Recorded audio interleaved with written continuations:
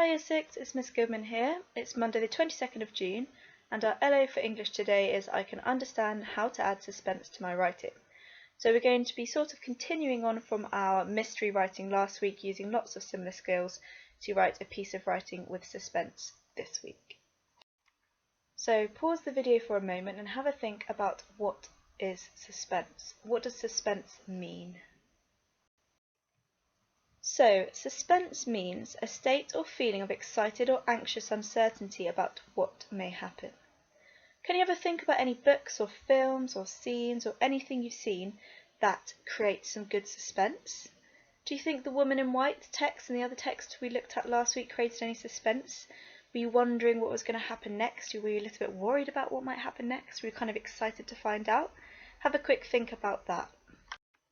So pause the video and have a think about how you could add suspense to your writing.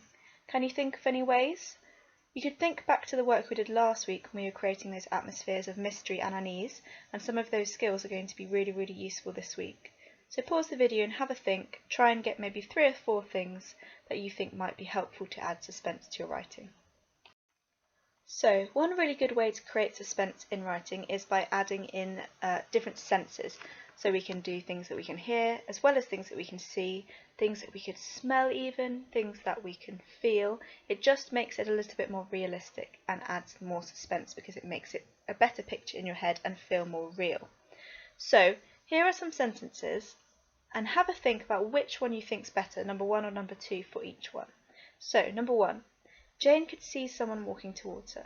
Number 2, the footsteps were louder. Another creak, another shuffle, just down the corridor, now only seconds away. Have a think which one you think is best. The next one. Her foot kicked something round, hollow, something which rolled away into the shadows. Number 2. He accidentally kicked an old football that was left in the hall. Which one's better here? Is the mystery better not knowing what they kicked, or do you think it's better to say that they kicked a football? Which one adds more suspense? And the last one, number 1, there was a nasty smell in the room. Number 2, the stench wafted up from the darkness, seeped through her fingers and made her retch. So have a little look at these sentences and think about which one you prefer and why. So just like we looked at last week, creating atmosphere is really important in our writing, especially if we're going to create a more dark or creepy story. We really want to have that atmosphere to set the scene at the start. So have a listen to these sentences. Which one do you think creates a better atmosphere? Which one do you think would be better to use in a suspense story? Number 1. It was dark outside and the wind blew. Number 2. Through the pitch black night, a howling wind blew through the trees, which cast shadows across the deserted town. Have a think about those two. The next ones. Number 1. It was an unsettling, menacing darkness, full of dancing shadows and the occasional creak and rustle from the house. Number 2. There were creepy shadows made by the trees that moved across the path. And the last ones. Number 1. It was a pleasant summer's evening. Number 2. There was a spark of lightning piercing through the midnight sky. So pause the video, have a look back through these and decide which one you think's best for a suspense piece of writing and have a think about why you think it's best. So building tension is a really good technique to use because it makes the reader really want to know what's coming next, and it creates that suspense by making them feel nervous and excited about what's going to happen in the story.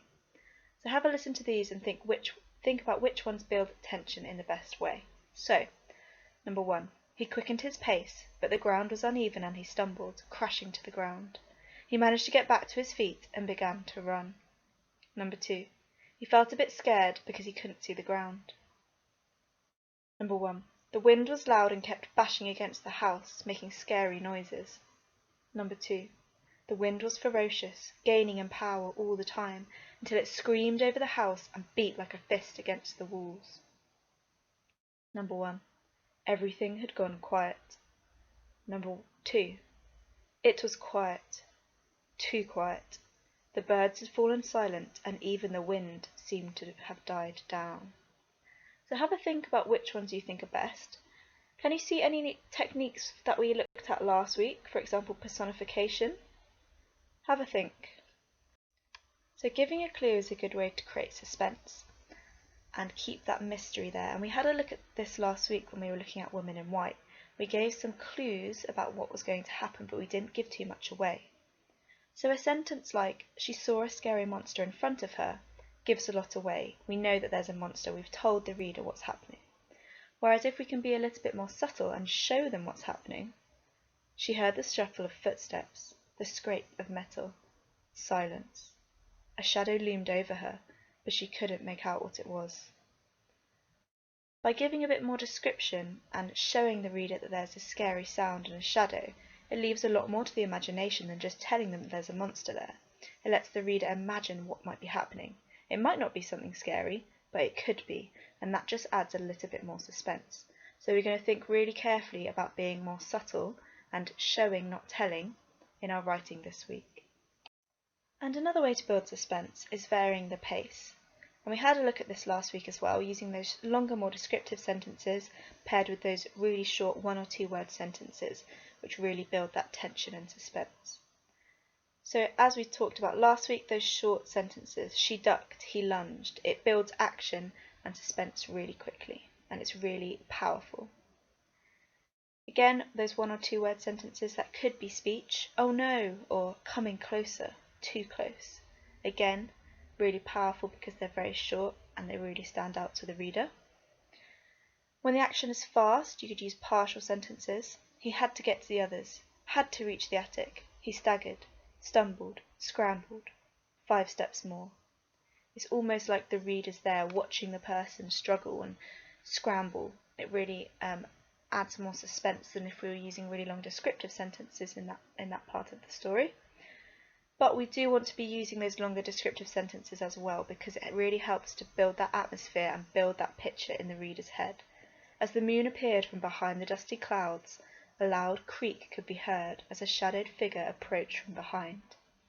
So it's really important to try and be varying our sentences, using those more longer descriptive sentences to build that atmosphere, and then those shorter, more powerful sentences to build that suspense and tension.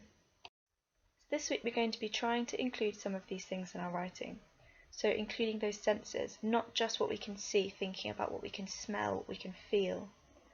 Atmosphere, like we looked at last week, building up that picture in the reader's mind so that they are wondering what's going to happen next.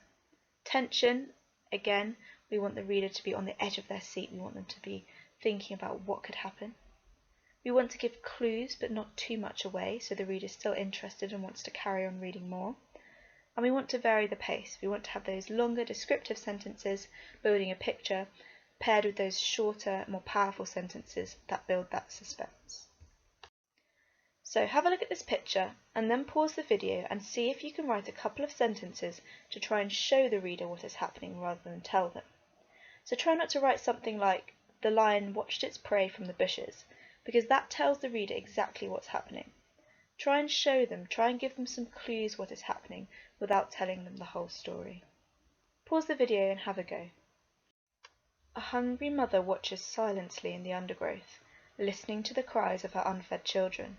She is hidden from view, but they know she is watching. Can you tell that that's about a lion? If you didn't see the picture, would you be able to tell it was a lion? What would you think it is? That's a nice thing with show not tell. It really leaves a lot up to the imagination. It could be about a lion, it could be about another animal, it could be about a person. So we really want to make our writing quite mysterious and hidden until we give away what happens later on. See if you can pause the video and have another go at showing rather than telling. So try not to write something like, "In the night there was a big scary tree." Try and see if you can create a bit more atmosphere and suspense by showing what's going on without directly telling the reader. It was dark outside and the wind howled through the trees in a scary way. What do you think about this sentence? By saying that the wind's howling in a scary way, you're telling the reader that it's going to be scary. You're not showing them, you're not making them feel scared. You're telling them they should be scared. See if you could have a go at making the sentence a little bit more interesting and a little bit more descriptive to try and show the reader they should be scared rather than telling them. Pause the video and see if you can have a go. So you have 2 tasks today. Your first task is to look at the picture below and create a list of some verbs and adjectives that describe the scene. You could use a thesaurus for this and try and pick some really ambitious vocabulary. So creaking and twisting could be used to talk about how the trees are moving, and howling could describe the movement of the wind rather than saying blowing. Some adjectives you might want to use: you could describe the night as midnight black, gloomy, or ominous, which are some really nice words that could be used in your writing. So have a go, firstly, at finding some interesting verbs and interesting adjectives to describe this scene. Your second task is to read through these sentences and then write them out in a more interesting way, creating more suspense. So have a think about the 5 techniques we looked at earlier, as well as show not tell. So the first one, the dark sky was filled with big clouds. That's telling the reader everything about the sky. So see if you can make these sentences more interesting and build more suspense. So hopefully learning about these techniques will make you feel a little bit more confident when adding suspense to your writing, and this is going to be really useful this week. To finish off, have a watch of this video and see if you can find out any other ways you could add suspense to your writing.